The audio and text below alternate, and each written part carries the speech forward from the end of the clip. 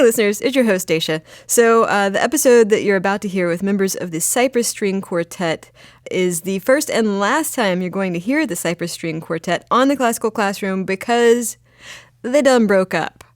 They actually broke up way back in June. It was an amicable split, don't worry. But this episode that you're about to hear is actually recorded just 3 days prior to their final concert together. And the episode that you're about to hear is in honor of the 5-month anniversary of their breakup. Okay, that's just not true. Actually, it's just because this was the first chance that we had to fit it into our busy classical classroom schedule. Anyway, we hope that you enjoy the episode. The content is timeless because Beethoven.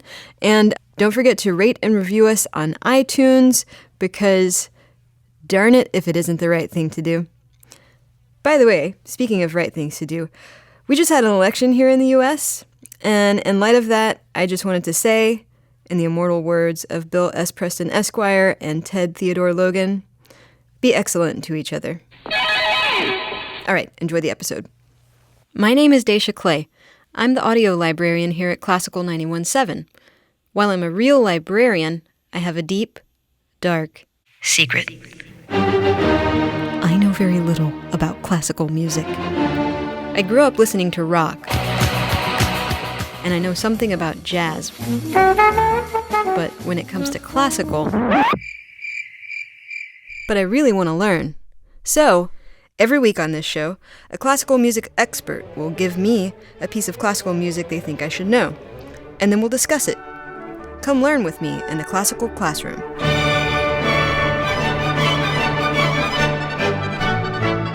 Hello everyone and welcome to the Classical Classroom. I'm Dacia Clay and here with me today are two members of the Cypress String Quartet, violinist Tom Stone and cellist Jennifer Kloetzel. The San Francisco-based quartet has spent almost 20 years together on stage, and during that time they've played all over the world. They've recorded over 15 albums together, some of them at Skywalker Sound, which I can't wait to talk about. They've even been heard on House of Cards. Tom and Jennifer, welcome to the Classical Classroom. Thank you, Dacia. Hi, Dacia. So it's my understanding that not only is this new album, the Early String Quartets, your last recording together, but your last concert together is this month. Mm-hmm. And yet you all look so smiley on the CD cover. Yeah. Well, we have a great job, so we're really enjoying playing together. Yeah. And we've been together as a quartet for 20 years now, and 3 of us are founding members. So that means that 3 of us have been with the group for that entire time. Our violist joined us 15 years ago. So, the 4 of us have been playing together for 15 years as a group. Wow. We love playing together. So hence it's the been smiles. A great experience. Yeah. So, before we get to, I want to ask you a lot more about that later. But before we get into sort of the life cycle of the string quartet, let's talk about the music on your new CD. You have, I looked at your discography, and you've spent a lot of time as a quartet with Beethoven. Can you tell me why? Actually, I would blame Beethoven for us being in a string quartet in a way. It's Beethoven's fault. No, it's when we came together 20 years ago, one of the main things we wanted to do was look at these works by Beethoven. So Beethoven wrote 16 works for string quartet, and they fall into these, periods of time that people call the early, middle, and late, just because that's where in his lifetime he was writing them, but also there are specific styles associated with those. But actually, when we started 20 years ago, we dove right into the late quartets. Those are the most personal, the most spiritual. The last 3 years of his life, he spent only writing string quartets. Wow, so and you started there. We started there, because, and people said, "You're crazy, why are you starting there at the end?" And we said, well, we've been waiting our whole lives, here we were 20, whatever. We've been waiting our whole lives to play this music. And to be able to play with a group who rehearses together every day, then you really create a world of, this is the way we believe this should sound. Here's how it feels to us. And it's very different than just sitting down and reading through music with, anyone who comes along. Yeah. Yeah. So you just jumped into the deep end of the pool and you were exactly. Like, let's go. Yeah. That's how you learn to swim. Is there a piece that you guys would like to hear a bit of from that Sure. CD? How about, there's a quartet opus 130. Okay. And the either last track or second to last track is called The Fugue. the fugue. Okay.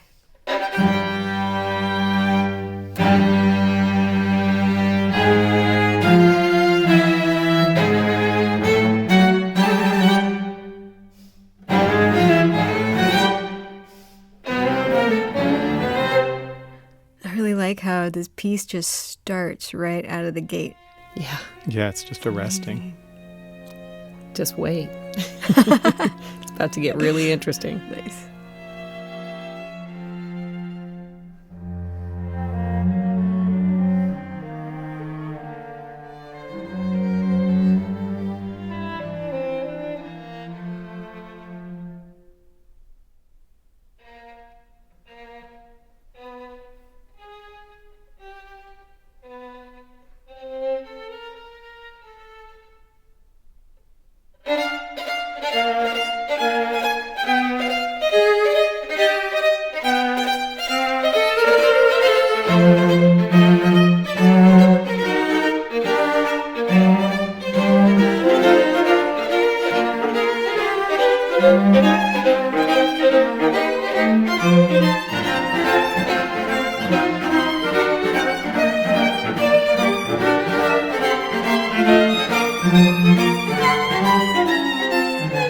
Wow. So that sounds like galloping. Yeah, doesn't it? Yeah, that rhythm just sounds like you're galloping towards something. And it's relentless. I mean, that's Beethoven at his most, he gets really obsessed with things. And that for like 2 minutes of music, it's marked, fortissimo. So at the top volume. As loudly as you can As play. loud as you can play. And then, because it's Beethoven and he's going to totally play with your expectations just when you're about to turn off the recording because you're like, I can't handle being screamed at anymore. He gives you the most tender pianissimo music. Just gentle. Gentle for like 1 minute. And then it moves into this very kind of glorious, grand, almost like, Handel's Messiah kind of music. And that's Beethoven. And in a nutshell, Wow. What gets me so excited about this composer is what he does. And, when you don't, I know this music and it still gets me all fired up, right?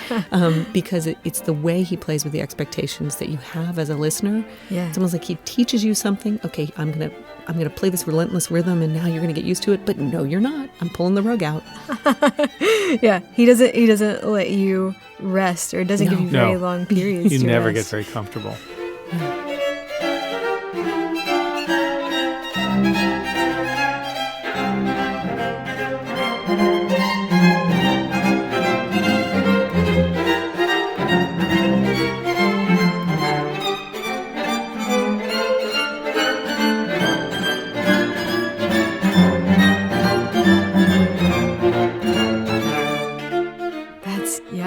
That's what. So what distinguishes? I mean, I know just a little bit about Beethoven, and that especially toward the end of his life, in his late period, he was particularly, his music was known for its like bombast and just being really big and loud. And I know that some people have sort of posited that was because it was really hard for him to hear. And so he liked it loud.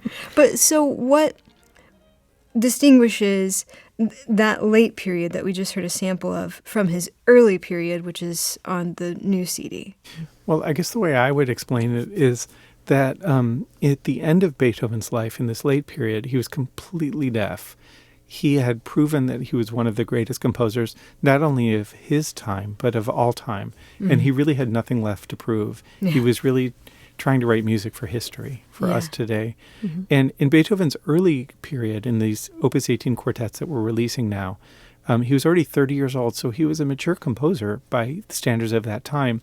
But he still had to prove that he was worthy of the classical tradition of Haydn and Mozart who'd come before him. Mm-hmm. So those quartets, you hear, it's kind of, in a way, it's a proving ground. Like you hear Beethoven's personality and voice and some of the bombast and theatricality and drama that comes out in these early quartets. But you also hear him carrying the torch of Haydn and Mozart, like the lightness and operatic qualities of Mozart, the kind of conversational musical style that Haydn had invented. He's carrying those showing that he can do that too, and that he's worthy of this tradition. Yeah. So it's almost taking a really unruly student and putting them in a classroom and saying you have to behave this way. So it's a little bit of that going on, right? He is staying within the structures, although already he's starting to bust out a little because he's Beethoven. Right. He doesn't like the rules. He's going to change the rules. This is why we call him the revolutionary, right? Yeah. Because he just decided, no, I don't like that. I'm going to change that up. I'm going to do this with harmony. I'm going to do this with rhythm. And what to me is so cool about Beethoven as a human being and not just a composer is that he never stood still. His music just always changed, and it connected to what was happening in his personal life, really. So during these early quartets, he was losing his hearing. He was 30, and he was really disturbed about it. But he had a huge emotional crisis around 1802, where he finally came to terms with the fact that he was going to go deaf. He was depressed. He contemplated suicide. And when he came out of that depression, he had a new resolve and also a new freedom to write music. And that new freedom led to him really ushering in the Romantic era in music and identifying with figures like Ulysses from the Odyssey. And you see a huge shift in his music. There are germs of it in the early quartets. You hear where he's heading, but there was a big sort of ground shift at that moment. Yeah.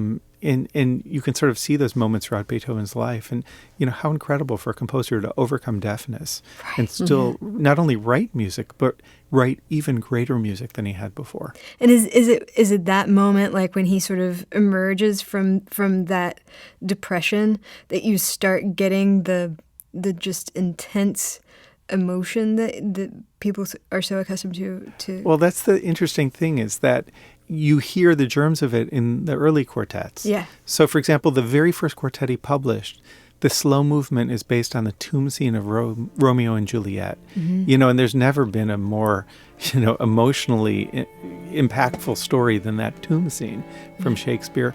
And Beethoven captures it exquisitely in the music. I mean, it's so romantic and emotional. But then there was a transition after this personal crisis where those emotional germs that you already see in the early works get expanded and changed and become somehow even more bold. I see.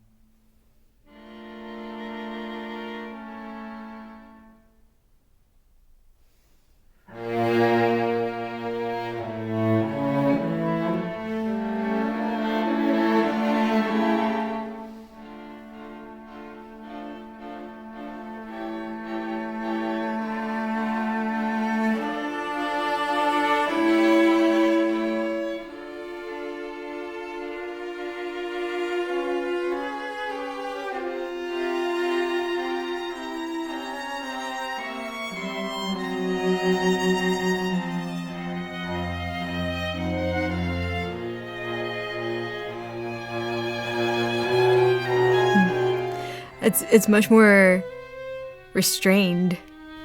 Yes. It's lovely. It's melancholy, and it's filled with emotion, but it's much more restrained. Yeah. At this point, there'll be a point later on in the movement where it actually, you can even, the way that scene plays out after Juliet realizes that Romeo has poisoned himself and is laying there dead, she takes his dagger and stabs herself. That's how the scene plays out. Beethoven actually, he doesn't notate this is exactly where it happens, but there's a point where there's almost like a stab and a scream in the first violin part. Whoa. And then a silence. And, he plays this out beautifully, dramatically. And it goes back and forth between the cello and the first violin as if those are, there's the Romeo and Juliet voices. So it's kind of brilliantly, it's kind of programmatic music already. He's making a scene out of it. And if you didn't know that, it's great music regardless, but knowing it makes it even more special. So programmatic music, for our listeners who aren't super familiar with that term, is music that's actually kind of has a story to it, or is maybe based on some characters, as opposed to like absolute music, right? Which is That's right. Just self-referential music. That's right. Am I getting it That's right? a great explanation. Excellent. Okay. Yeah. Awesome. Yay, I learned something. Yeah. So is that, speaking of that, like, is Beethoven more known for programmatic music or for more absolute music? I think he kind of opened the door on that discussion in a way, because they're movements like you just heard that we know for a fact are based on a story, and he's actually depicting the exact story in the music. Yeah. There's other music that he wrote that's just more sort of abstract and sort of purely just the music. Yeah. And he sort of set the stage, and about a generation later, it sort of played out with composers like Johannes Brahms and Wagner and Berlioz and others, where, there were big arguments in musical journals and magazines and in the public about, which approach was the right approach. The fact is both are. But, the right approach. That's funny. So. Yeah. Well, so I purposefully kind of skipped over the middle period because I thought that it would be interesting to see the contrast of something late and then something early. But is there anything from, I know you guys have also done the middle period. Is there anything from that you feel like is a good example of, I'm sure it all is, but something that you particularly like? Probably my favorite middle quartet is what's called the Opus 59 number 2. And in the slow movement of that quartet, he talks about how he was reading Immanuel Kant, and there was an idea in his philosophy that Beethoven quoted, which is that the two things that never cease to amaze me are the heavens above me and the moral law within me. And I love the idea. Beethoven was trying to understand the universal and the moral, and he tries to represent it in his music. Yeah.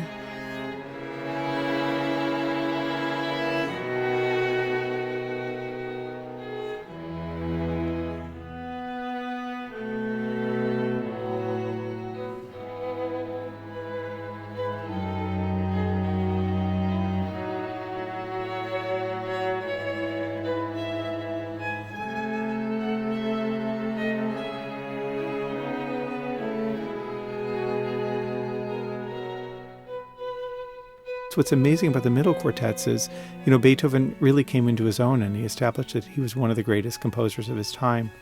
And every movement's different from every other. Yeah. So, you can listen on your own sometime and just notice that each one's unique and different. Actually, I had a friend do that with the Razumovsky quartets. I said, okay, write a descriptive word about each movement of these 3 quartets. And they didn't know anything about music, but they were amazed when they thought of it that way. Oh, this one is lighthearted. Oh, this one sounds like, somebody's pulling my heart out, with a spoon. This one feels more like, and each one was so unique that they were amazed by that. And I said, well, that's why I love Beethoven so much.